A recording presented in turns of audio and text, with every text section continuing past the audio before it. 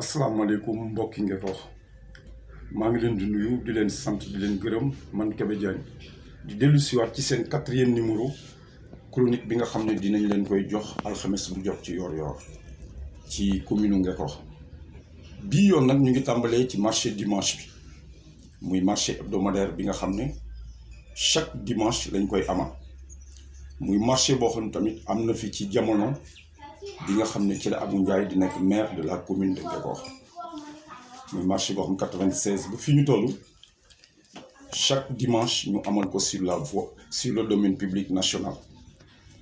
muy marché boo xam ne bi tamit marché bu mës a am rendement la ci recette parce que li mu ñuy jox ñun en tant que conseiller municipal amul leneen loo xam ni dinañu ko jox ci jour bu demee noonu ak it bu ñu mosaan a jege tamit maanaam fête marché bi dañu koy ubbil 3 jours bien avant mais recette bi muy dugal ci mairie bi am na solo jéggi na dayo te it ay nit lañu yoo xam ni lenn ñor leen lu muy liggéey jaamu yàlla ñu am nag ci dégg-dégg loo xam ne ni xaw nañu yéem parce que dañoo dégg ne marché bi au plus tard dimanche bii di ñëw commune Ngekoox du ko def ñu ne lu waral loolu ñu ne ñu yaa problème ñu ne ñu ne ñu waaw ñu gëstu problème bi ba dajee ak ki nga xam ne mooy source bi nga xam ne presque mën nañ ne presque mooy président wu marché hebdomadaire ñu waxtaan ak moom bi ñu waxtaanee ak moom ñun ñaawlu nañu trop décision bi nga xam ne jóge na ci autorité bi nga xam ne mooy le premier magistrat de la commune de Ngekoox mu mel ni moom it daf cee ànd pour dégager leen fa loolu ci kanam di ngeen ci xam lu bari mais man fi may àddu mooy maanaam utilité bi nga xam ne amaloon na ko askan bi rawatina ñi nga xam ne ñooy jóge ci joor gi rawatina ñi nga xam ne ñooy jaay ndékki yi rawatina chauffeur yi clando yi rawatina tamit jaaykati añ yi loolu yëpp ñu nar koo ñàkk dimanche parce que ñoom tàmbali nañoo def seen publicité à travers la commune pour wax ne ñoom vraiment dimanche bii di ñëw ñoom dinañu ko amal ci Sindia képp koo xam ne kii daan nga ñëw ci ñoom mën nga dagg pass fekk leen Sindia boo ñëwee ñoom dinañ la accueillir comme ni ñuy accueillir buur lii mooy li nga xam ne nag dama ko door waaye nag li olof di wax rek tëng du teew xaw ma ñuy natt ci lan maa ngi ak koo xamante ni kii kuy dund marché bi la ku xam marché bi la ku am kaddu ci marché bi la bon moom la ñuy jébbal kaddu gi mu wax leen moom lan moo sabab mbir mi ak it marché bi ban njariñ la amoon foofu ak it tamit yan décision la autorité yi mujjee jël ak ñoom merci. nga présenté wu. auzu billahi min asheytaani rajim bismillahi rahmani rahim asalaamaaleykum wa rahmatullahi taala wa barakaatu mbokki jullit yi mbokki taalibe yi njabootu campement Ngekoox président Serigne Mbengue ahlu luma mooy di am mbir mu leen di leeral ci suñu diggante ak waa marché central ndax itam ñun lu mat 2 fukki at ñu ngi ñëw Ngekoox boobu ba léegi musuñoo am dara lu ñu naqari ci Ngekoox ba yàlla dogal gàllankoor gi nga xamante ne mooy bërki démb moom la suñu borom bi nga xam ne mooy dogal te moom rekk moo mën a dogal du keneen mu am fii ci àddina bi wala ngër képp ñu nangu dogal bi suñu borom dogal ñu déclaré ni marché luuma yépp dañ leen a tëj ñu nangu ko xam ne suñu borom mooy dogal tey te moo mën a teggee kenn mënta teggi ku dul suñu borom ñu nangu dogal bi ñun ñëpp ba yàlla dogal marché yi ubbi waat ñëpp gouverneur wax ni luuma yépp ubbi nañ leen waa marché campement Ngekoox am jëm yu taxaw ni marché bi day fay man Serigne Mbengue di président ahlu luma ma am jéego yu ma ci dox ba dem ci maire bu Ngekoox di Pape Diouf ñu yebal ma ci sous-préfet ñoom nag dara yi waa marché central bu Ngekoox dara itteelu leen lu dul bi korité gi ñëwee dañoo woote ni ñoom korité dañ cee gis suñ bopp ci njaay mi gis goo xam ne yéemu na kon ñoom dara yàqalu leen woon lu dul marché luuma bi ndax lépp luñ doon taxaw di ko jaayee 2 téeméer taxaw nañ ko di ko jaayee 4 téeméer kon nu ñu mën a def dinañ fi jëlee marché luuma bi loolu ci lañu sukkandiku ba mujj ñu dem ci monsieur le maire wëlbatikuwaat ñëw arrondissement ñu daal di ni léegi daal Pape Diouf joxuñu fi ci nga xamante ne ni da ngeen di jógee marché central yabal ñu ci tool bi ñuy wax tool Famara entrée boo jógee Mbour di dugg si campement Ngexo te ab luuma ñun ñu xamal ko ne ko ñun bu doon a bayal rek du ñu ñëw campement Ngexo. marché day doguma la mais dafa am lu mu la bëgg a laaj foofu nga toll nga teg sa baaraam. waaw autorités yi nga xam ne ñoo nekk ci biir marché bi. ñan nga ràññee carrément ne ñoom bokk na ci ñuy dox maanaam mbir mi pour que marché dimanche bi bañati fa am loolu nga xam ne njariñu askan bi la. laaj danga maa laaj loo xamante ni lu ma teg sama bët la lu ma dul natable. te itam dama laa waxoon ne la man yàlla rek laa yaakaar ginnaaw bi ma yaakaaree yàlla julli ci yonent bi sallallahu alayhi wa sallam di def itam wéeruwaay borom daaru ki ci jëkk moo di Issa Kane moom la ñu jiital. mu mel ni président marché bi nga. mu nekk président marché bi nag tam doxin ci doxin woo xam ne du doxinu taalibe du doxinu jullit du doxin wu rafet woo xam ne wenn nit benn jullit bëgg na kuy romb bu aw mbooloo ñu la koy joxoñ di ci tudd kàddu yooyu ki ci topp ñu di ko wax sant yàlla ki ci toppaat ñu di ko wax Amdi Kan ki ci toppaat di soxna ay Ndey Kan nga xamante ni tey jii bu doon a daara mën nañ ne mooy ndeyu daara ji. conseiller municipal. waaw wax ci kàddu yoo xamante ni si yu rafetewul yu teggunawul ci mag. te itam mu war a xalaat ne ay moroomi doomam ñoo taxaw ci terrain bi di sàkku te li ñuy sàkku du dara lu dul ginnaaw yàlla ak yonent bi njaboot doo nga leen tax di daan seen doole ñu taxaw di ñu xeex. waaw dina am laaj bu mu la laaj maanaam mooy yow ci xayma. marché dimanche bi ñaata nga xayma woon ne maanaam yéen daan ngeen ko dugal ci keesu commune bi. marché luuma bi loolu ki ñuy wax Youssou di juuti bi nga xamante ne moom la ñu gën a ràññee si juuti yi nga xamante ne ñoo nekk campement. parce que commerçant yi bu ñu doon téeméeri nit juróom-ñeent fukk yi boo leen laajee dañ naan campement amuñu benn juuti lu dul Youssou moom moo ëpp li muy dagg ci marché juuti bi dimanche boo ko laajee minimum ñun bu ñu ci dugalu 200 000 175 000 moom day topp. seen diggante ak askanu Ngexo tey. askan ak ngeen miinante yàggante yàgg lool ak ñoom. kóllëre gu bari dox seen diggante. ngeen daan dimbali jigéen ñi. kaw gi tamit daan jóge fu mel ni Tentubaab ak Jilaax ak ay tàngis. ñiy jógee côté Caafura kenn ku nekk indi looy jaay tey. yéen mbaa mesuré ngeen tamit loolu impact boobu. loolu lépp xam nañ ko ñu ngi koy jooy ndax ñun benn loo mbir moomu amee waa marché waa garage bu mag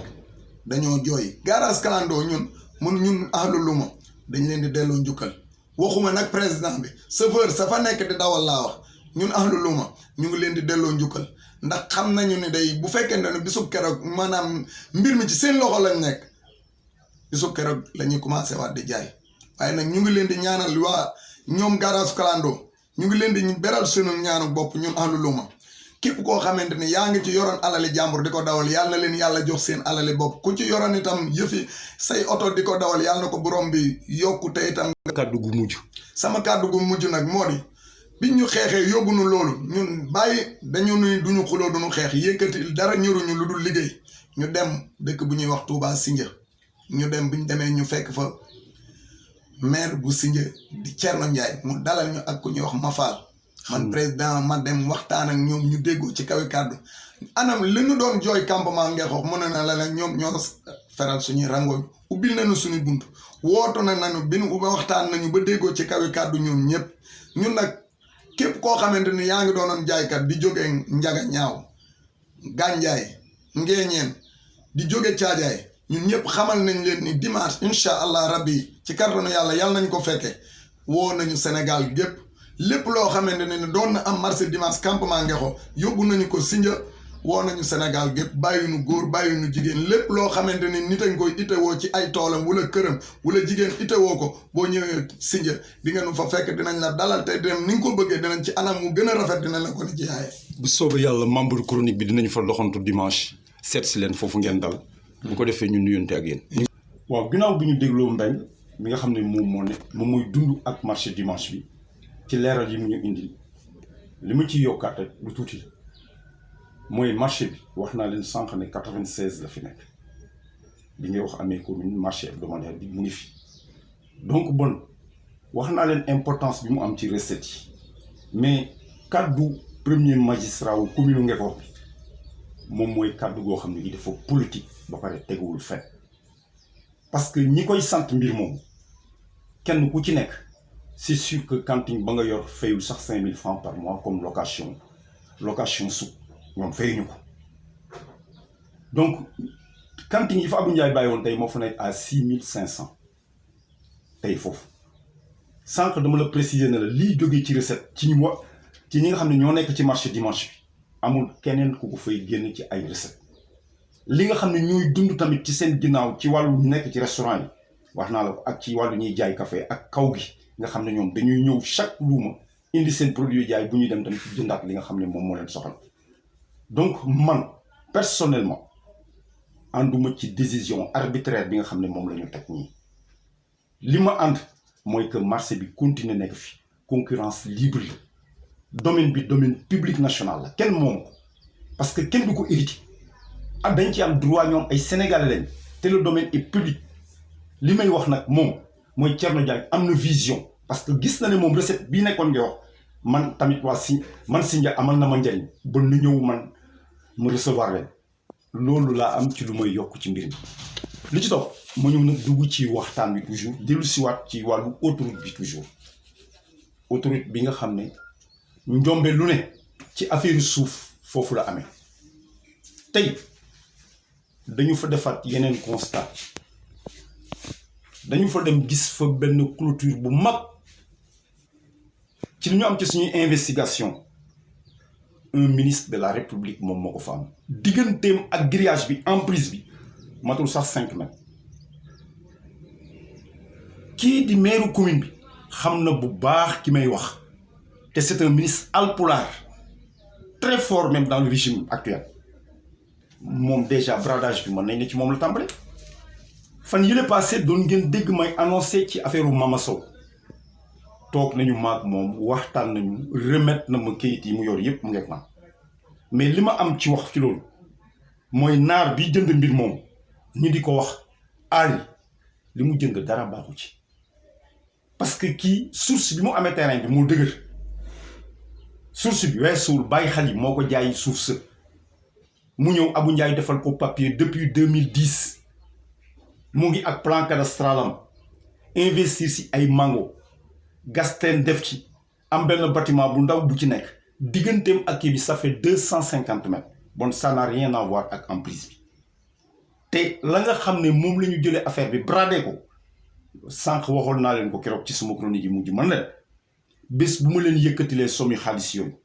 boobaa di ngeen gàddu yat fekk waa mairie bi fi nekk ngeen acheté leen la fa nekk ci nébuleuse semblerait-il que egg na 560 millions yoo xam ne lépp ay jargati tey li leer ba leer mooy kayit yi ci commune bi defar yépp amu ci lenn lu ci am numéro délibération amu ci lenn lu ci am date bi nga xam ne ci la ñu approuvé le procès verbal de cette affectation à ces messieurs là muy naar yooyu yëpp di fa accroupi tey problème nar na am foofu ci autoroute bi am na benn jëm bu ñuy wax Malick di nga gis mu daw jóge Mbour suba teel mais bu ngoonee rek nga dégg tojaange bu fa xew Malick moomu nag ab fonctionnaire la nekk ci benn service su état bu ne foofu bon Malick yow yaag sa xarit le premier magistrat arrêté leen spéculation foncière bi nga xam ne moo nekk ci waa ci autoroute bi toujours constat yi nga xam ne tamit mu nga fa wat ci loo xam ne lii du lu kenn mën a werante boo jógee campement di dem ci rond-point bi tool mango bi ngay jàkkaarloo tool mango bi nga xam ne yaa ngi jàkkaarloo ak moom loolu Ali moo ko moom tool Mama Sow bi ñuy wax Ali moo ko moom miir yooyu ngeen doon gis mu doon xalangu bu yàggul ngeen daan gis maire daan daw di dem intervention réseaux sociaux yi waa di ko sànni bàyyi Ali moo ko moom ak yeneen monsieur le maire dama la bëgg a xamal ne ñun renseignement yi ñuy am ñooñu ngay bokkal sa boolu añ bi à midi ñoom ñoo ñuy jox lépp ñun amul dara lu ñu ump te nous avons décidé tous les lotissements muy li nekk ci ginnaaw balaay muy li nga xam ne sama xarit ba jinne mu ngi ko yor mu féete fële xam naa la jaar ca tali bu xonq bu wàcc ci suuf loolu yëpp suñu bët tegu na ci mais nañ ko fa bàyyi rek d'ici 4 jours la DSCOS va tout raser et un point de presse sera tenu pour informer nga ko maa ngi nuyu ñëpp di sant ñëpp leen jox dig daje ci beneen chronique. Asalaam.